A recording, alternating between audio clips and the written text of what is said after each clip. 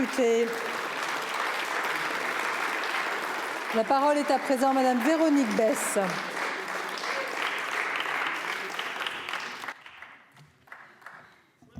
Madame la ministre, madame la présidente, cette ordure revient à la charge, sa place est en prison. Ces propos ne sont pas de moi, mais de Rima Hassan, députée française au Parlement européen, qui a encore franchi un cap la semaine dernière en prenant pour cible personnellement notre collègue sénateur Laurent Duplomb pour son travail parlementaire. Chers collègues, dénonçons tous fermement et avec gravité les propos honteux et je dirais même dangereux d'une élue qui met une cible dans le dos d'un élu de la République. Je dénonce aujourd'hui l'hypocrisie et la lâcheté de ceux qui ont laissé la violence politique s'installer dans nos débats. Les uns obsédés par la conquête de l'audience sur les réseaux sociaux, rivalisant de formules chocs et de contre-vérités toujours plus grossières, les autres prêts à tout pour satisfaire une base militante radicalisée et déconnectée des réalités du pays. Tous ont un point commun, ils ont oublié le sort de nos agriculteurs. Pourtant, depuis 3 ans, nos agriculteurs descendent régulièrement dans la rue. Encore le mois dernier, ils sont venus jusque devant nos portes pour crier une chose simple, ils ne veulent pas mourir.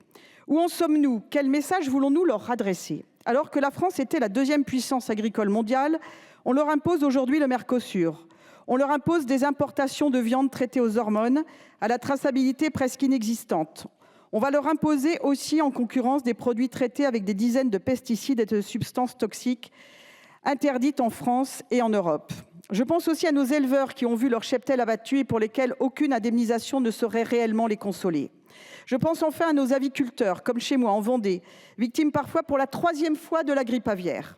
Nos agriculteurs n'en peuvent plus, mais ils peuvent au moins constater aujourd'hui qu'il n'y a pas que la Commission européenne qui se désintéresse de leurs difficultés, car à entendre une partie de cette assemblée, on comprend que la source du malheur de nos paysans est aussi en partie franco-française.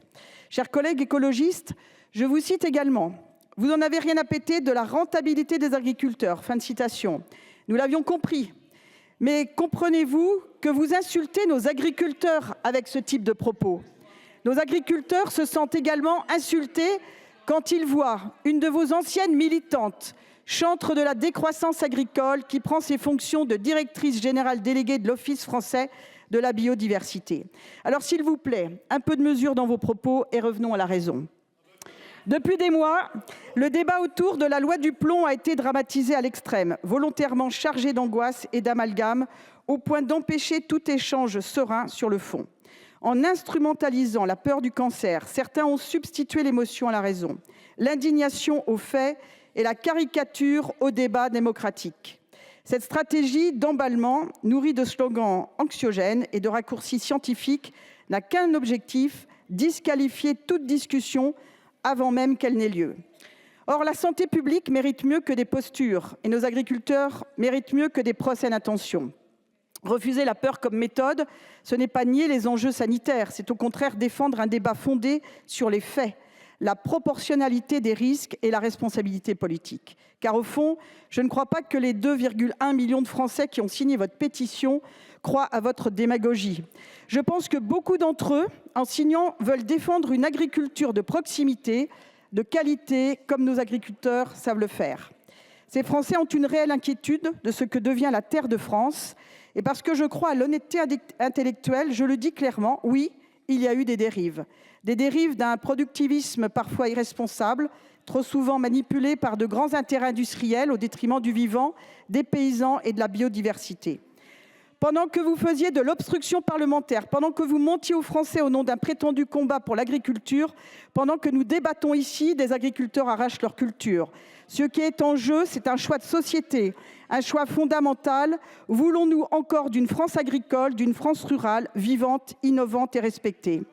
Ou acceptons-nous sans rien dire le lent effacement de ces terres, de ces métiers, de ces femmes et de ces hommes qui façonnent nos paysages et nourrissent encore notre quotidien?